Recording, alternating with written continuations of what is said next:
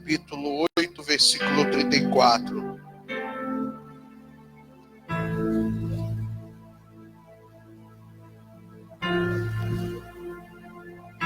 Santo Deus de Israel. Santo, santo, santo.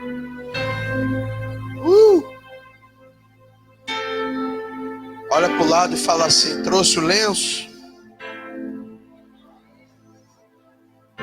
Olha para ele e fala: trouxe o lenço? Preparado para receber uma mensagem do alto, do trono? Louvado seja.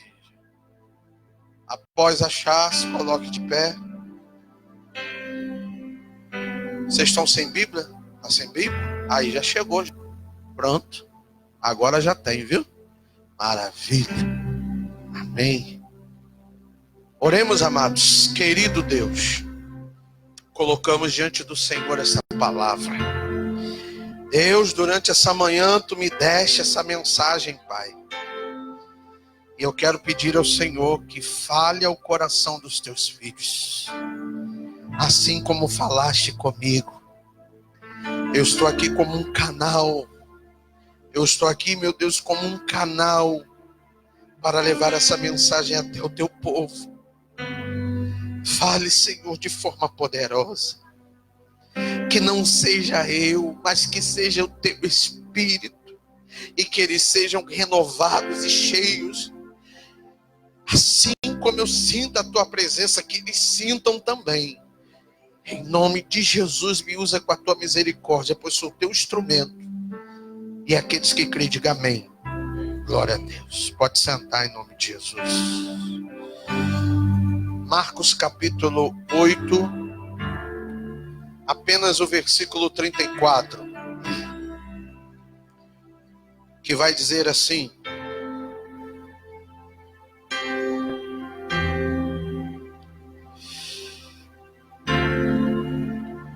então, convocando a multidão e juntamente aos seus discípulos, disse-lhe: se alguém quer vir após mim, a si mesmo se negue, tome a sua cruz e, repetindo, então, convocando a multidão e juntamente aos seus discípulos, disse-lhes: se alguém quer vir após mim, a si mesmo negue-se, tome a sua cruz e...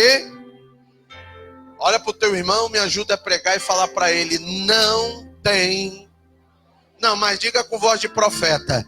Diga: não tem mais volta. Não tem volta. Fala: não adianta, não tem volta. A palavra de Deus está dizendo no evangelista Marcos, capítulo 8, versículo 34, que Jesus está fazendo um dos seus sermões. E dentre esse sermão, Jesus ele vai chamar a multidão que está com ele e vai dizer para a multidão: olha, deixa eu avisar uma coisa a vocês. Se alguém quer vir após mim, é melhor negar a si mesmo, tomar a sua cruz e seguir. Quem está presente nesta ocasião? Seus discípulos, que ainda eram discípulos, não eram apóstolos, eram discípulos. E os discípulos são persuadidos a esta palavra, por quê? Porque antes, Pedro, ele vai chegar para Jesus, no versículo anterior, ele chega para Jesus e diz para Jesus: mestre, tu não pode ir à cruz. Tu não pode ir à cruz. Tu não pode ser crucificado. E aí Jesus diz assim: para trás de mim, Satanás.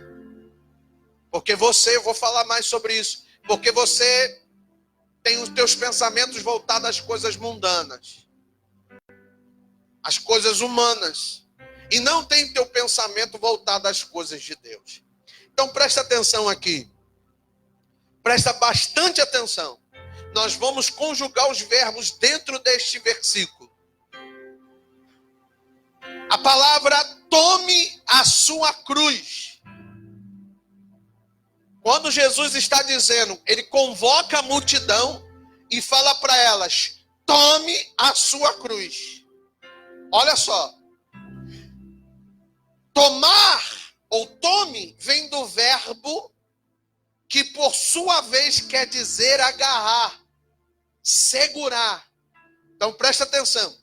Quando Jesus reúne a multidão, reúne o discípulo e está falando assim, tome a sua cruz. A palavra tome, conjugação de verbo, significa tomar. Tomar quer dizer agarrar, segurar, aproveitar a oportunidade. Então, quando Jesus reúne os discípulos e fala para eles, vocês precisam tomar a cruz. Vocês precisam agarrá-la. Aí, mais um pouquinho à frente do tome a sua. Tome a sua cruz. Vamos conjugar então sua. Existem partes do nosso corpo que não podem ser desfiguradas e que só podem ser reconhecidas através do DNA. Presta atenção. Isso aqui é doideira. Quando Jesus está dizendo assim, tome. Tome significa agarre, segure. A sua. Ele não está falando de várias. Ele está conjugando o verbo e mostrando aos discípulos que a cruz é sua, é minha. Ela é de propriedade. E aí, tem algumas partes do teu corpo que ao morrer elas podem ser, ou podem se tornar, ou podem ficar irreconhecíveis. Mas se tem uma coisa que não tem como enganar, que não tem como trocar, é o DNA. Como eu consigo reconhecer uma pessoa, ainda que ela esteja totalmente desfigurada? Presta atenção. Através do DNA. Uma pessoa que é incinerada pode incinerar o corpo dela inteiro, mas sobre o seu esqueleto fica algo chamado arcada dentária. E através da arcada dentária, eu consigo identificar qual é o teu DNA. O que é DNA, pastor? O DNA é o composto orgânico que contém as instruções genéticas de cada ser humano. É a partir dessas informações contidas no DNA que todas as nossas células se reproduzem e que todas as nossas características herdadas dos ascendentes se manifestam. Quando Jesus está dizendo, tome, agarre, segure a sua cruz, ele está dizendo o que, meu pastor? Ele está dizendo que para cada ser humano,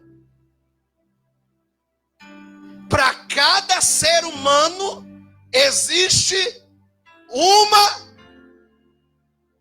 cruz. Eu vou explicar de novo. Talvez esse negócio de DNA fez a tua mente dar uma viajada. Quando ele se refere à sua, Jesus está falando de algo predominante, algo próprio. E como eu sei reconhecer que aquilo é meu? Porque está no meu DNA. Quando Jesus chama a multidão, ele está falando assim, ei, vocês precisam agarrar a cruz que é de vocês. Vocês precisam tomar a cruz de vocês. Por quê? Porque o DNA de vocês vai mostrar qual é o tamanho o jeito, as características. Então presta atenção, já vou te avisando que para cada ser humano há um tipo de cruz diferente. Para cada ser humano há um tipo de cruz. Para uns, a cruz é mais pequena. E a cruz não é pequena por causa do tamanho. Ou a cruz não é maior por causa do tamanho. Porque cruz se identifica pelas características do DNA. Que é isso que o senhor está dizendo, pastor? Significa que se você tem um propósito debaixo do céu, se você tem um chamado diante de Deus, se você tem um ministério diante do Senhor, então se prepare. Porque conforme aquilo que Deus tem contigo debaixo do céu, assim será o tamanho da cruz que você irá carregar. Ah, pastor, quer dizer então que eu não posso passear por aí e achar uma cruz e pegar e botar nas minhas costas? Não. A cada um é dado uma cruz. Por isso, quando o Senhor vai conversar com Jeremias, no capítulo 1, e Jeremias fala assim: eu não passo de uma criança. Uma criança, ela não pode ser reconhecida apenas pela aparência, mas ela é intitulada como propriedade de alguém através do DNA. Então, quando Deus está falando com Jeremias, eu te conheço desde o ventre da tua mãe, ele está falando para Jeremias: Jeremias, tu não era nem formado, tu não tinha pele, tu não tinha osso, tu não tinha carne, tu não tinha olhos, você era apenas um embrião, mas já o embrião eu já conhecia. Por quê? Porque foi eu que fiz o seu DNA, eu formei as moléculas, eu formei as cordas, eu formei os ossos, eu formei tudo. E por que Deus nos formou? Porque Ele forma cada um ser humano para suportar a cruz que Ele vai levar. Por isso não digas eu passo de uma criança, porque eu sei, eu te escolhi para esse chamado. Então não vem me dizer que tu não pode ir, porque a cruz que eu preparei para você antes de você nascer é direitinha do teu tamanho. Pega no braço desse crente e fala para ele: tá pesado, pode doer, pode ser difícil, mas você não tem como se esconder, porque a cruz tem o seu DNA. E para entrar no céu, Jesus disse: só entra se tiver uma cruz, só entra se for carregar a cruz. Então pega no braço dele e fala: esta noite o Espírito Santo te diz, pode ser pesada, pode ser grande, não importa, carregue a sua cruz, negue-se a si mesmo. Fala para ele: tem teu DNA, não adianta. Eu posso chegar na cruz de Jonathan e falar assim: me dá a tua cruz. Não adianta, porque a cruz dele não serve em mim.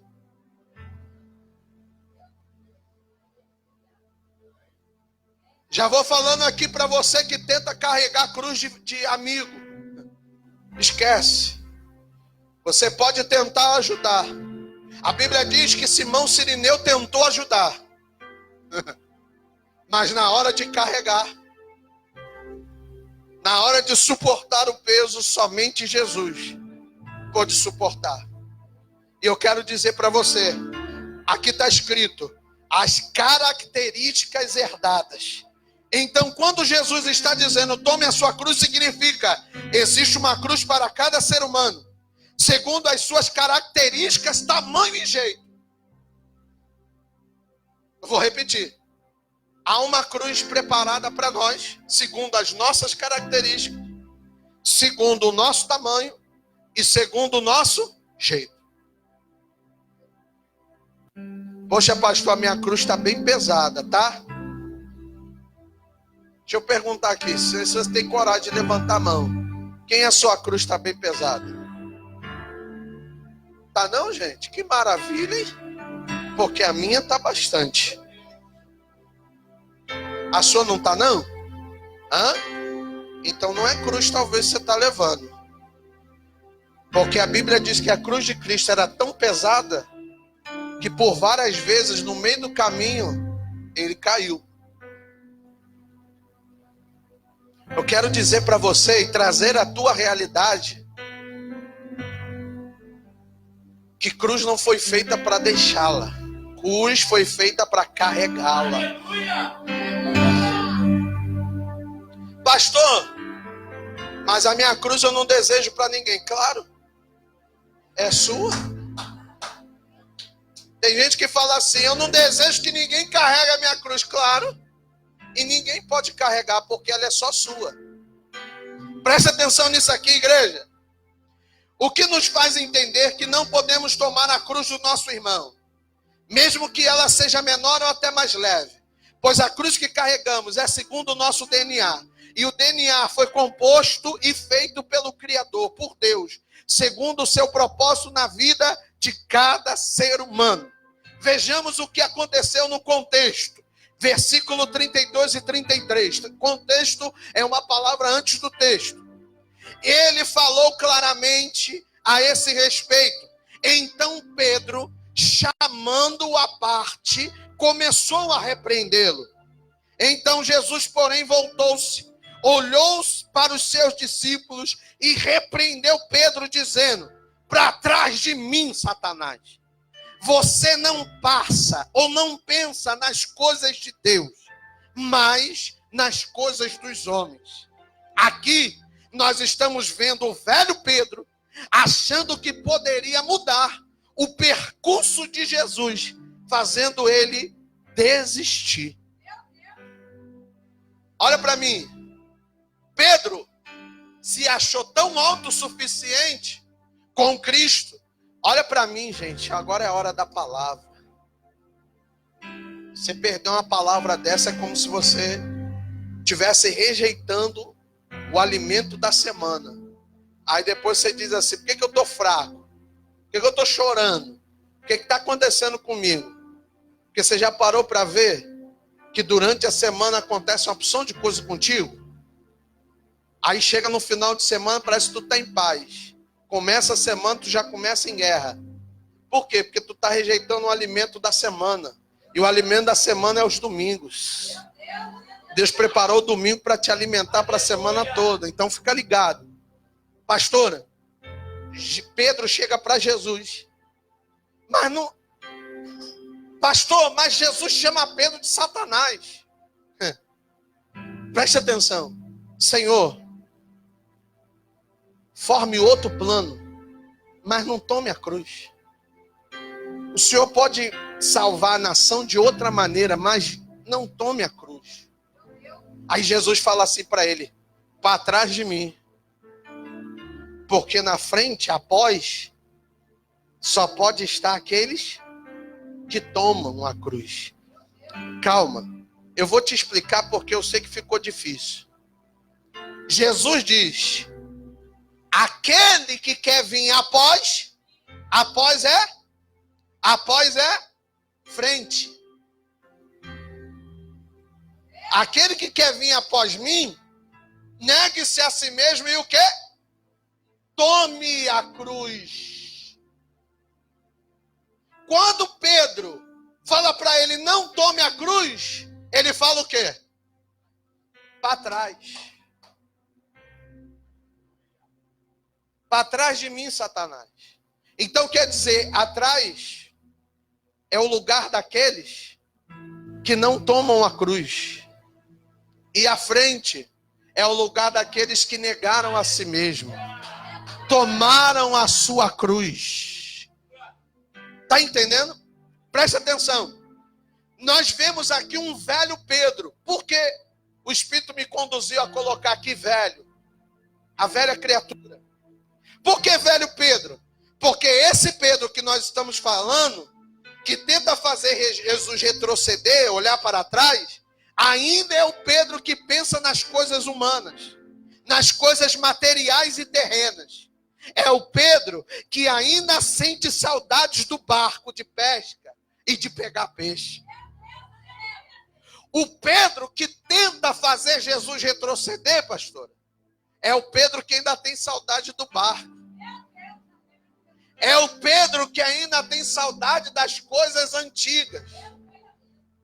É o Pedro que tenta fazer Jesus retroceder, tem saudade dos peixes ainda. Isso mostra que mesmo sendo discípulo, Pedro ainda não havia tomado a cruz. Quer dizer então, pastor, que tem muito discípulo que não toma a cruz?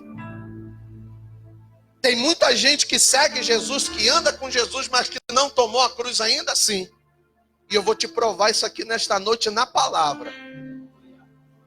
Eu quero falar que tem muita gente aqui nesse culto que gosta dos domingos, gosta de ouvir a palavra, que faz jejum, que é dizimista, que é ofertante, vem na igreja, toma a Santa Ceia, mas que ainda não tomou a cruz.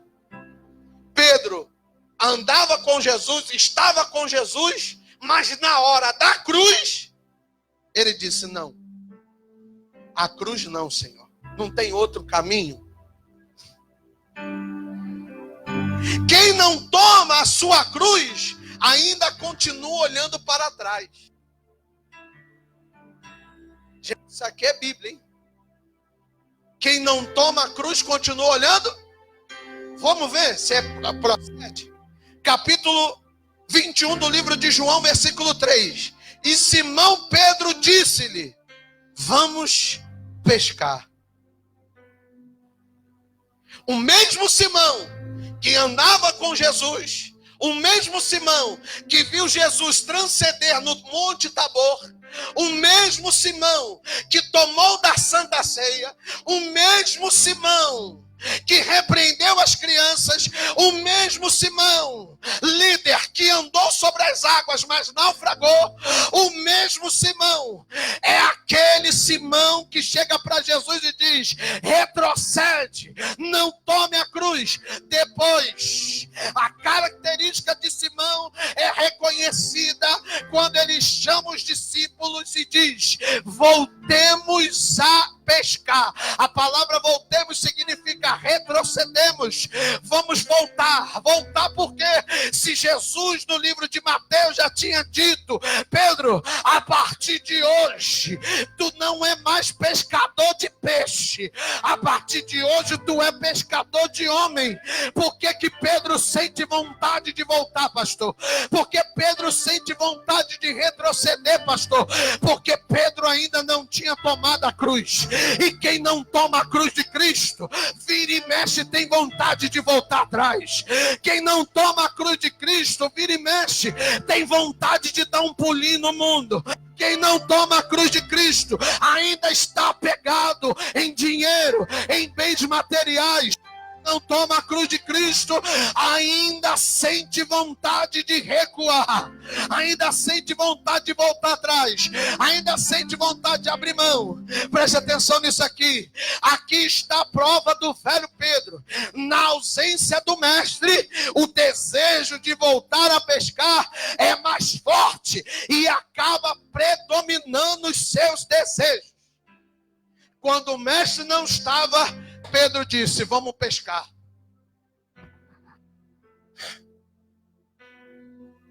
Quando o mestre não estava, o que é que Pedro diz? Tem gente que só está bem se ela estiver na igreja. Mas quando ela está em casa, a vontade de dar um pulinho na esquina para tomar gelada.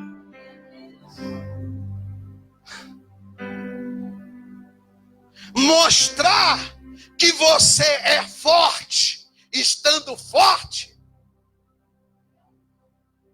é fácil. Agora, mostrar que você é forte em meio à fraqueza é totalmente diferente. E se eu te mostrar e te provar na palavra que Jesus tomou a cruz antes mesmo de ir para a cruz?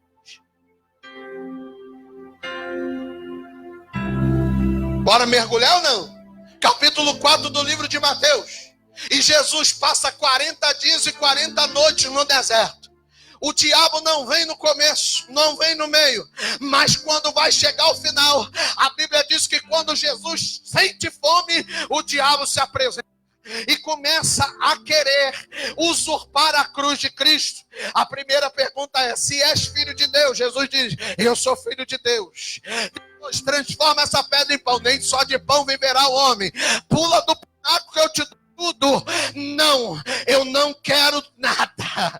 Olha, pula, porque eu posso te dar todas essas coisas e outras. Se tu pular, ele dará ordem aos seus anjos para que te guardem.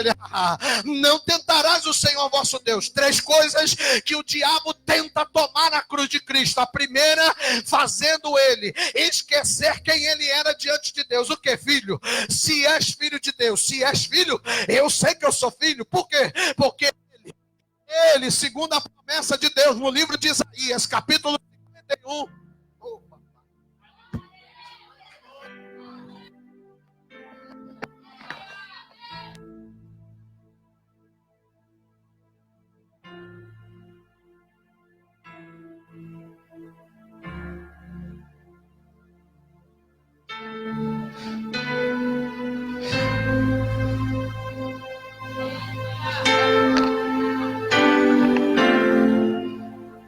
tá entendendo quando a gente fala de cruz? Tá entendendo ou não? Jesus já tinha recebido uma profecia do profeta Isaías, que realmente ele era filho e herdeiro, herdeiro de Deus e co-herdeiro de Cristo. Mas o diabo tenta tirar dele aquilo que ele era. Olha para o lado e fala para o teu irmão: quando a tua cruz começar a incomodar o diabo ele vai tentar fazer você se esquecer quem é você de verdade diante de Deus. Continua apontando para ele e fala assim para ele: por isso o Senhor mandou escrever sobre a sua palavra.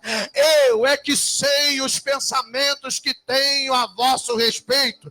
São pensamentos de paz, não são pensamentos de guerra, não são pensamentos de mal. Então, pela terceira vez, quando Satanás vem tentar Jesus, ele vai dizer o quê? Arreda-te, Satanás. Por quê? Porque ninguém vai tomar minha cruz.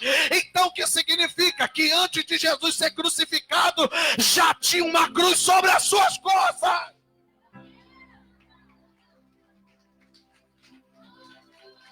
Olha aqui. Olha o velho Pedro predominando. Vou voltar a pescar. Uma pessoa que não toma a cruz dela está sempre sentindo vontade de voltar. Uma pessoa que não toma a cruz sempre quer dar uma escapadinha. Aí eu vou lá um pouquinho. É só um pouquinho, não tem problema não. É verdade. Não tem problema. E isso mostra que você não tomou a sua cruz. Porque quem toma a sua cruz nega-se a si mesmo. Não tem esse negócio, pastora. Se Deus falou assim comigo: Felipe, eu não quero você mais aqui. Não tem como passar 10 dias eu falar assim: eu vou dar um pulinho lá. Deus não vai se importar, não vai.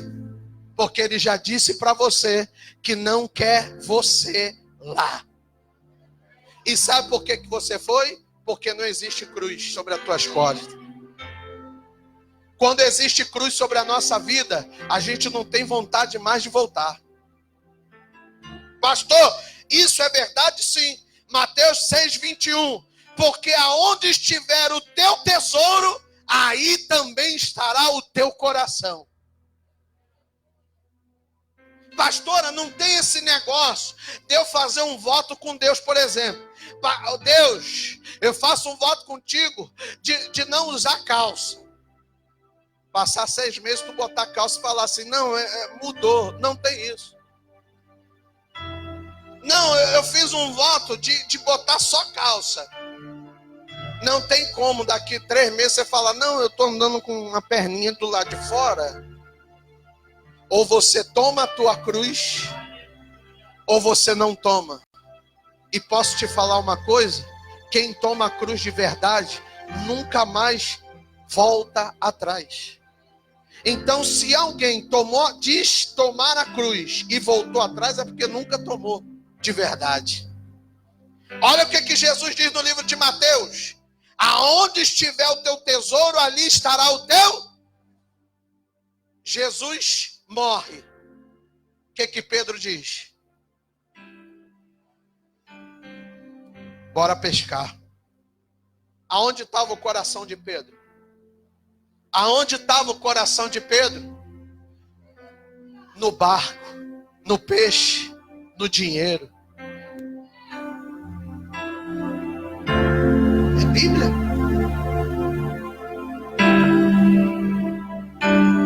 Se o ser humano te desamparar, tu já quer voltar a pescar. Se o pastor se levantar contra você, você já quer voltar a pescar de novo. Se o irmão se levantar contra você, você já quer voltar. Alguém pisou no teu calo, já quero voltar. Aconteceu alguma coisa, já quero voltar. Olha aqui, o que Deus me dá. Livro de Gênesis, capítulo 19, versículo 26. E a mulher de Ló olhou para trás e ficou convertida numa estátua de sal. A ordem de Deus foi, através dos anjos: vou destruir Sodoma e Gomorra. Outra coisa, eu estou dando livramento a vocês, porque era só para me salvar Ló. Porque o clamor de Abraão foi por Ló. Então, vai embora e não olha para trás. A Bíblia diz que eles vão para uma cidade chamada Zoar. Quando chega em Zoar, presta atenção, ela não olha para trás no início, nem no meio. Ela só olha para trás quando chega lá. Então, peraí, você é inteligente. Quando ela chega lá, ela já está instalada na cidade, a saudade vem. E a ordem foi: não olha, não olha, não olha. Aí ela faz assim, ó. Quando ela faz assim, imediatamente ela vira uma estátua de sal. E segundo a palavra de Deus, até hoje, quem foi em Israel ainda encontrará as ruínas de sal de Sodoma e Gomorra.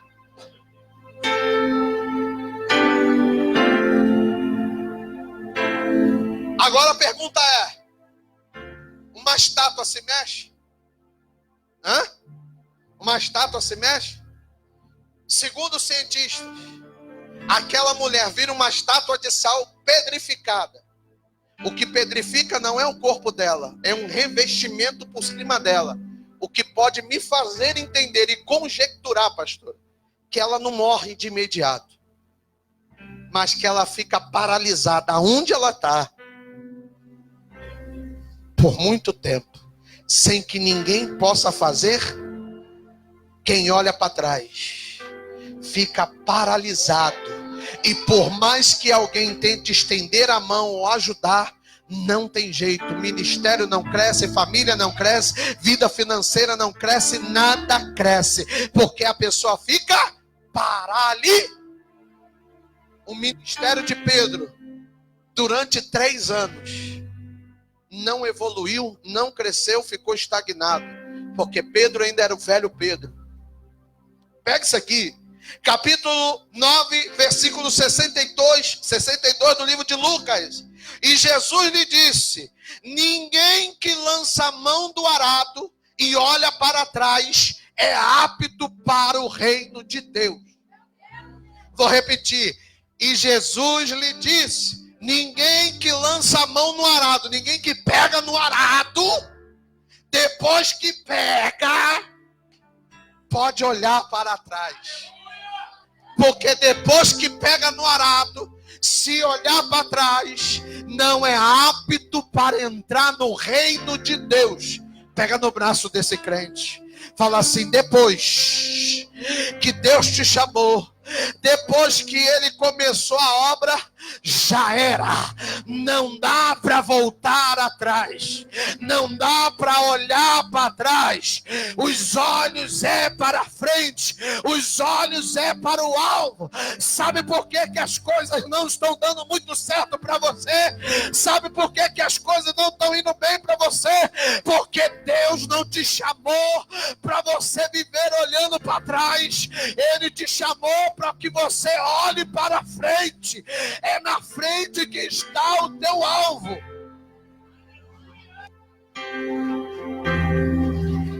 O que significa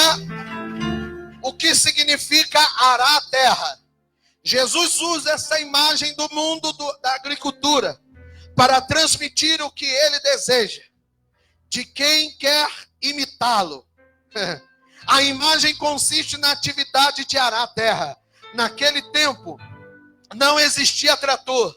Então a terra era arada por animais. O arado, um instrumento de lavoura, destinado a preparar a terra, era feito de um galho de árvore, uma forma de forquilha, preso em um jugo, numa extremidade por outra relha, segundo a chapa de ferro na outra. Era puxado por uma junta de vacas ou bois, ou uma parelha de jumentos, guiado pelo lavrador. Quem estava conduzindo o animal não podia se distrair, mas devia prestar atenção nos animais e no esforço que fazia com as próprias mãos, para que o arado seguisse em linha reta. Olhar para trás significava criar um erro, uma linha torta, e desviar da direção justa. Jesus aplica uma parábola dizendo: não tenho prazer em quem olha para trás. Porque se você está no arado, os bois na frente, você está segurando o arado. Quem lavrou já uma terra sabe o que eu estou falando. Se você se distrair um minuto, o arado, ele está aqui, ele faz isso aqui, ó. Aí Paulo vai dizer, no livro de Coríntios: um soldado em exercício não pode se distrair com coisas de outro mundo, a não ser aquilo a qual ele foi chamado. Pois se ele se distrair, ele será como um boxeador que dá socos no ar e não acerta nenhum objetivo. Já viu um boxeador no ar? Hã? Aparenta estar lutando, mas não está. E no final ele se cansa sem sequer atingir alguém. Tem muito crente dentro da igreja lutando, mas que não acerta um golpe em ninguém. E por fim, ainda se cansa. Segundo o filme Rocky Balboa 3, ele ensina ao filho dizendo: não importa o quanto se apanha, o que importa de verdade é um soco que você acerta e leva a nocaute o seu inimigo. Apanhar faz parte do crente, e acertar continua sendo parte do crente. O crente, ele não é de bater, ele é de suportar. Mas quando ele bate, é para levar o nocaute. Olhar para trás é retroceder, errar o caminho e perder a direção. Mas o meu justo, livro de Hebreus capítulo 10, versículo 38 ou 39. Mas o meu justo viverá pela fé, e se retroceder, eu não me agradarei dele. Nós, porém, não somos dos que retrocedem e são destruídos, mas do que creem e são salvos. Não há possibilidade de olhar para trás depois que se toma a cruz. pega uma vassoura para mim aí fora, rápido. Rapidinho. Vou te mostrar aqui. Ou melhor, ô evangelista, traz essa cruz aí fora aí, por favor. Mais rápido, meu filho. Rápido, meu filho. Isso. Traz aí. A cruz. Aí, tá vindo a cruz, Juliano. Obrigado. Cuidado com o ventilador aí, meu filho. Em nome de Jesus. Isso. Bota aqui em cima. Eu vou fazer aqui literalmente o que é estar carregando a cruz. Amém? Fica aqui, evangelista. Vira. Põe seus braços entre a cruz. Encosta seu pescoço aqui. Agora olha para mim. Olha para mim.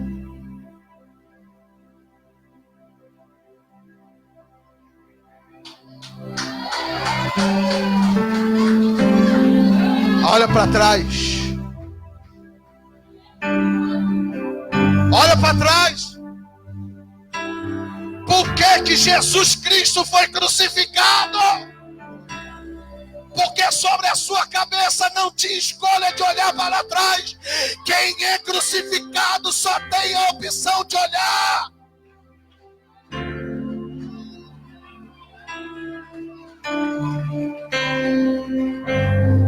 Labarachuia da Canaracêmia, para deixar aqui. Por isso é impossível alguém dizer: tomei a minha cruz e ainda consegui olhar para trás. Quem toma a cruz não tem possibilidade de olhar para trás, porque ele está preso, ele está prisioneiro. Aí eu entendo porque Paulo diz: eu sou escravo da cruz, prisioneiro de Cristo. Por isso, eu vou falar, nós somos os prisioneiros mais felizes da terra. Nós somos os prisioneiros mais satisfeitos da terra. Não é porque eu estou preso que eu estou triste. Eu estou preso mais feliz, porque eu não estou preso a alguma coisa conhecida como maldição. Eu estou preso naquilo que me traz a redenção, a salvação, a libertação.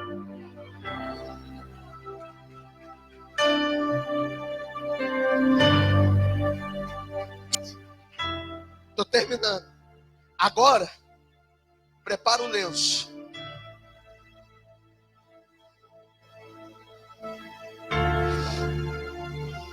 Não há possibilidade de olhar para trás depois que se toma a cruz. No capítulo 21 do livro de João, Pedro volta a pescar, mas passa a madrugada toda e não pega.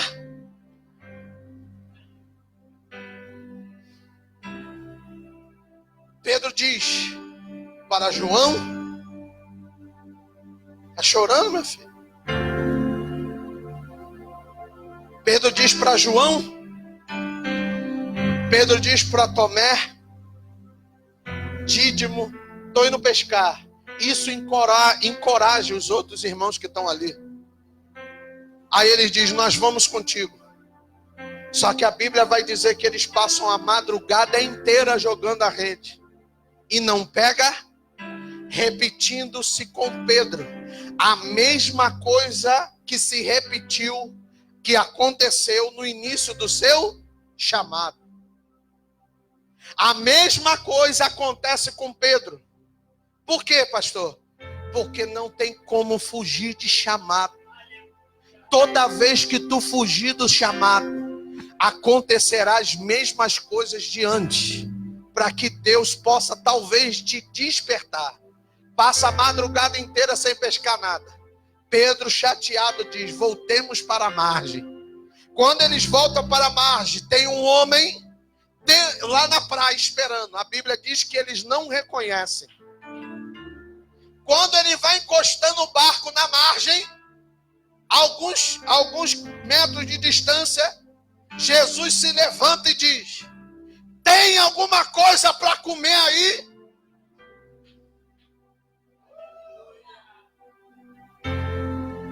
Preste atenção. Jesus sabia ou não sabia que não tinha nada para comer? Claro que sabia, porque foi ele que mandou os peixes ficar do lado direito. E ele só jogava do lado. Aí, a Bíblia diz que o discípulo que amava Jesus diz: não temos nada. Aí Jesus fala: lançai a rede novamente ao lado direito. Quando ele, eu estou todo arrepiado, quando ele fala lançai a rede do lado direito, imediatamente João chega para Pedro e fala: Pedro, ele, quem? Disse João, disse Pedro, quem? É o mestre, tu não está lembrado? Há uns anos atrás, Pedro, foi ele que desembaraçou a rede e disse: jogai do lado direito. Quando João fala isso para Pedro, a Bíblia diz que Pedro se veste com a capa e se joga dentro do mar e começa a nadar em direção a Jesus.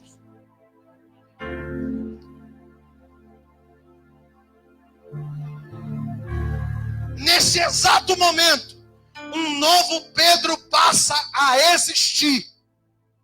Repita comigo: um novo Pedro começa a existir quando ele pula do barco. Isso aqui é tremendo, negão.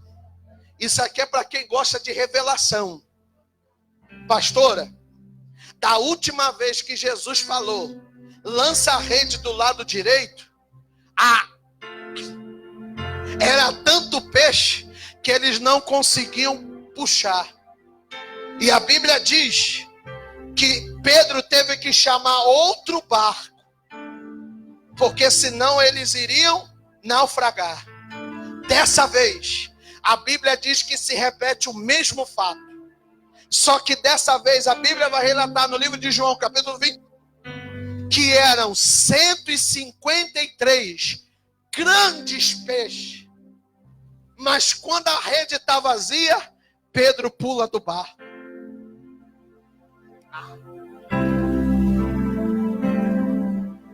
Na primeira vez, Pedro está no barco ajudando a puxar. Ô Jefferson, na primeira vez, Pedro está no barco ajudando a puxar. Mas na segunda vez, enquanto o barco está quase naufragando, o barco que era de quem? Pedro pula na água.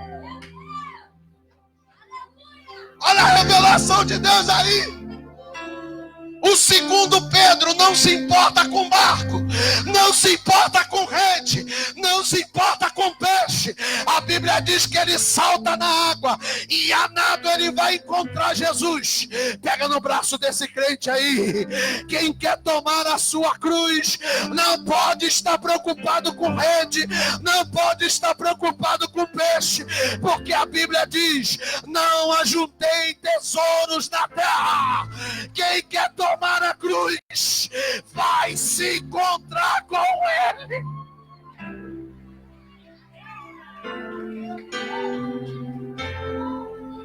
Ai, achou ele calaraio. Vinícius, Pedro, talvez João não entende nada. Que isso? Pedro pulou na água. E vocês sabem que a prefigura da água no batismo me mostra na Bíblia quando os discípulos foram batizados. Quando Pedro abandona o barco, abandona a rede e faz o quê? Até então, quando Jesus fala para ele: quer saber se sou eu? Anda aqui. Pedro naufraga, mas antes dele naufragar e submergir inteiramente, Jesus puxa ele de volta. A submersão significa o mergulho inteiro. Quando Pedro pula do barco, ele está mergulhando inteiramente. Significa que no livro de João, capítulo 3, vai dizer que Jesus diz para Nicodemos: alguém só nasce de novo quando nasce das águas. quando nasce das águas, Pedro mergulha na água, o barco está naufragando, o barco está cheio de peixe, mas Pedro não quer saber de peixe, Pedro não quer saber se o barco vai naufragar, ele só diz assim: chegarei na praia, porque eu quero reencontrar o meu Senhor novamente.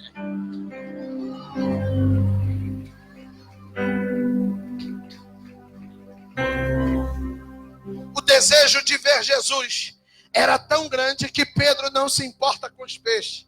E olha que era 153 grandes peixes.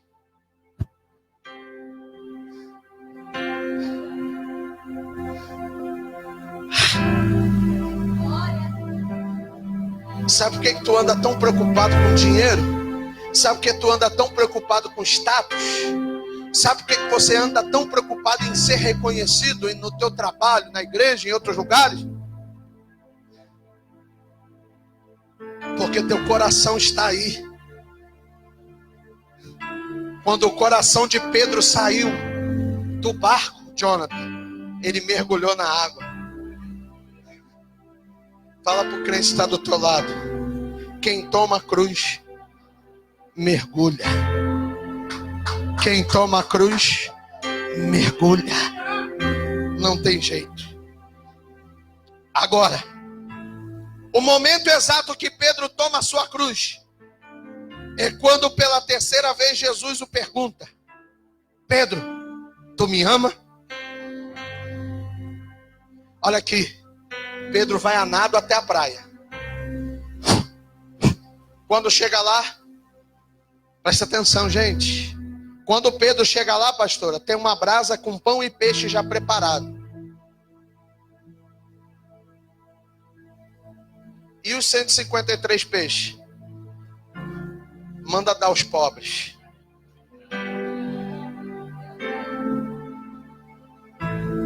Negue-se.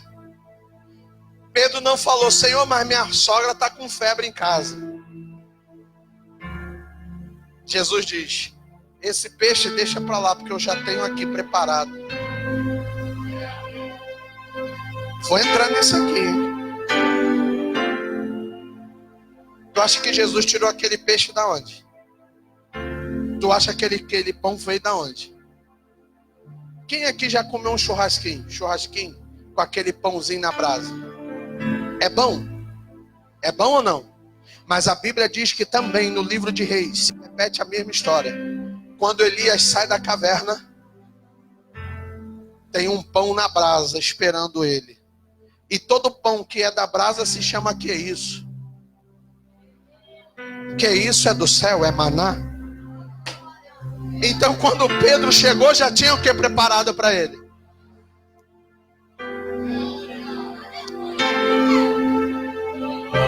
Aí, não tem conversa entre João, não tem conversa entre Tomé, a conversa é com quem? É com quem?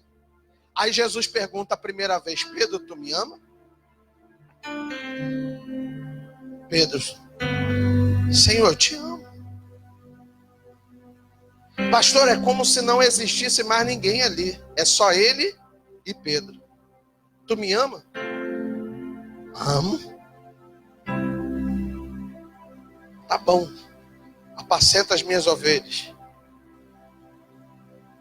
Pedro, tu me ama? Poxa, Senhor, eu te amo. Na terceira vez, pastora,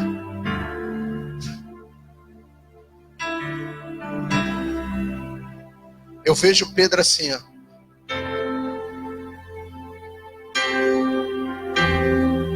Crucificado. Aí Jesus: Pedro, tu me ama?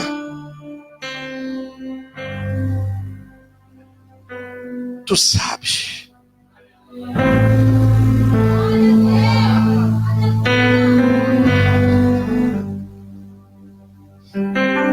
Tu sabes que eu não tenho como mais olhar para trás.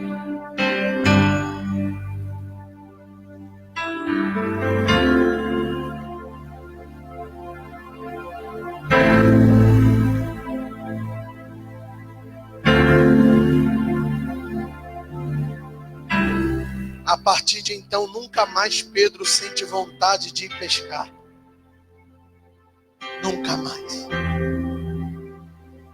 E isso fica reconhecido no capítulo 3 do livro de Atos, quando o coxo pergunta: me dá uma esmola? Pedro diz: meu filho, eu não tenho ouro nem prata, mas o que eu tenho eu te dou. O quê?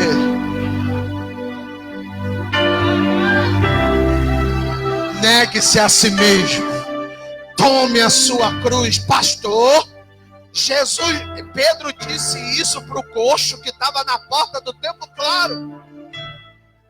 Quando Pedro diz: não tenho ouro nem prata, Pedro está dizendo para o coxo: eu sei que você viveu a tua vida inteira ganhando dinheiro e sendo sustentado. Quer ver uma coisa? Segundo historiadores, o coxo que estava à porta do templo não era pobre, era rico.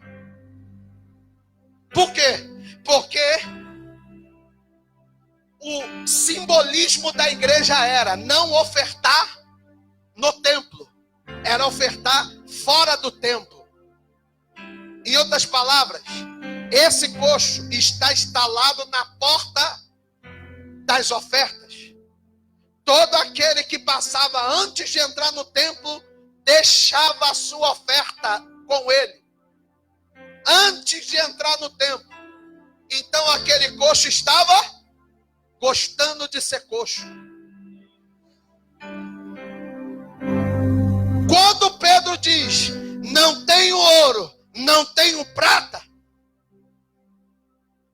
mas o que eu tenho eu te dou.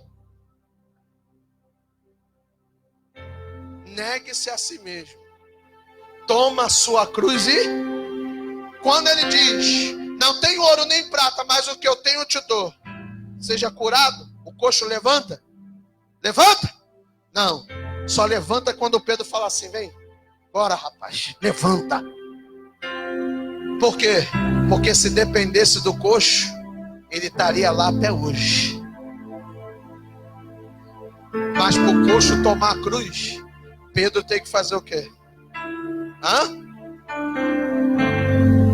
Tem gente, Jonathan, que só vai tomar a cruz por meio de um puxão.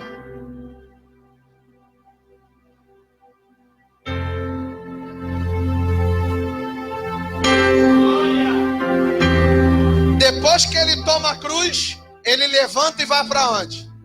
Levanta e vai para onde? Levanta e vai para onde?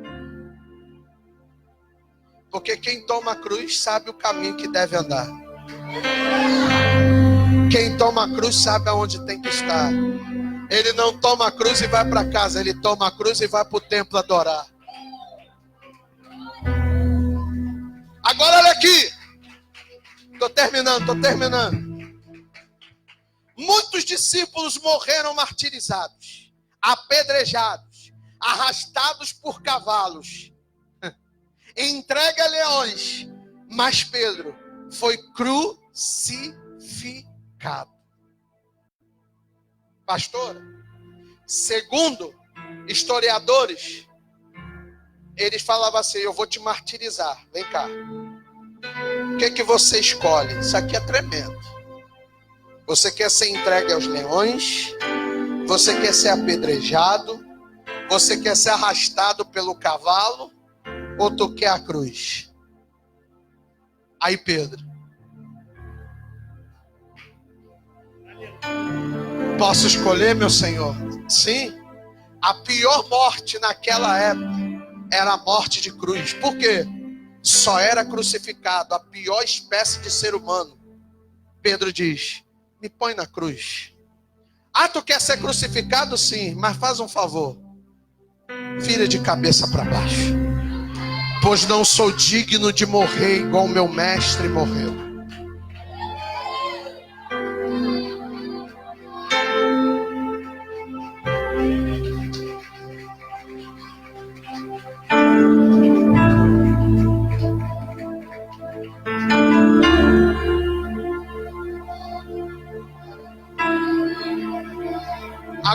para cá com essa revelação, eu termino aqui.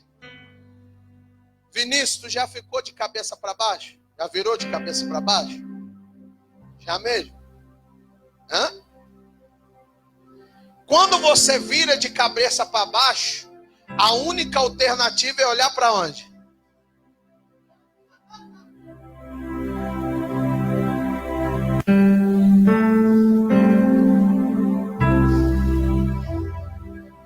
Quando você era criança, você virou de cabeça para baixo já? Já ou não? Eu só não vou mandar Vinícius fazer aqui, porque senão os outros vão dizer que eu estou ficando doido. Mas quem já ficou de cabeça para baixo? Você em pé normalmente, você olha para cima. E você olha, mas de cabeça para baixo. Me põe de cabeça para baixo. Porque eu só tenho olhos para cima. Eu não consigo olhar mais para outro lugar. Os meus olhos estão para o alto. Eu termino aqui. Segundo o pastor norte-americano A.W. Tozer vai dizer: o homem que está crucificado tem olhos voltados para uma só direção. Ele não pode olhar nem para trás, nem para os lados. O homem crucificado está olhando apenas para uma direção, que é a direção de Deus, de Cristo e do Espírito Santo. O homem na cruz não tem mais planos para si mesmo, mas alguém faz planos para ele. E quando eles o pregaram naquela cruz, todos os seus planos desapareceram.